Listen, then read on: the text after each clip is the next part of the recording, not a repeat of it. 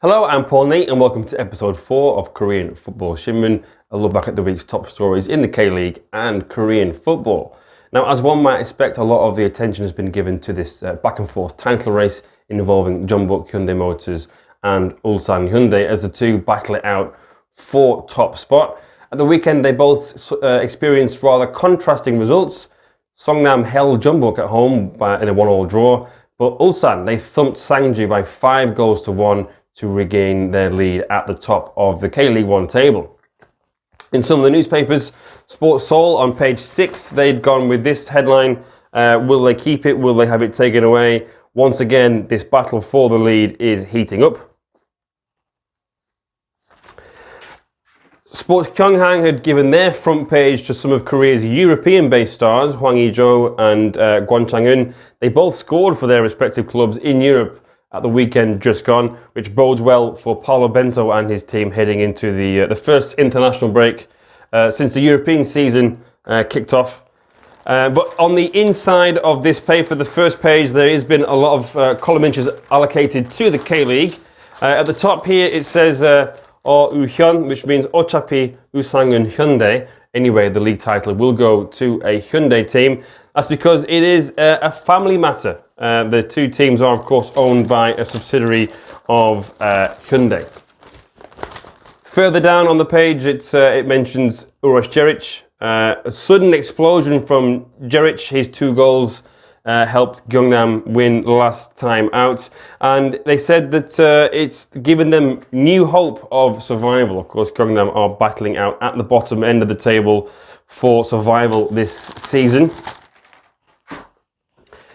In Sports Seoul, they've said that the title race in K-League 1 is akin to that last year in the English Premier League with Manchester City and Liverpool because it is a 2-horse race.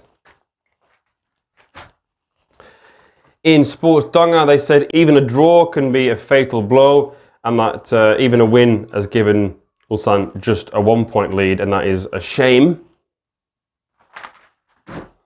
To the Korean national team, though, this week Paulo Bento announced his squad for the forthcoming international fixtures. The first being a friendly with Georgia in Turkey, and then shortly after the first World Cup qualifier away to Turkmenistan.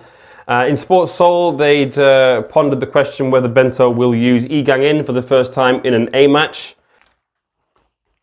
One surprise inclusion in Paulo Bento's squad was Kim Shin-wook. The Shanghai Shenhua striker has been omitted from a lot of the squads since Bento took over.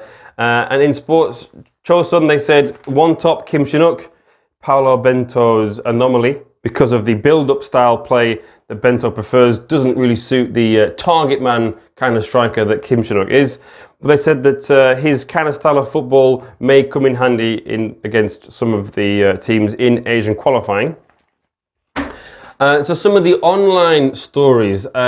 Speaking to Sports Genius, Keun-ho, the Ulsan Hyundai striker and captain of the Horangi, he said that compared to Jeonbuk, Ulsan are amateur.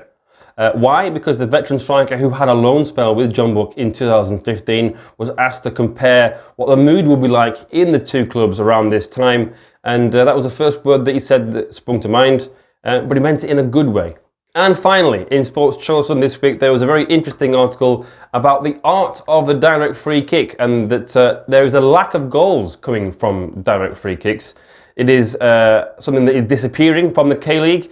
According to this, they're saying why. This is because there are few players who try to find the back of the net from direct free kicks. There are few that have it in their locker, have the ability to do so. Defenders are taller, and the goalkeepers are getting better. Well, that's it for me this week, so thank you very much for tuning in. If you did like the video, please don't forget to subscribe. Any likes, shares and comments are greatly appreciated. So thank you very much once again, and I will see you next week.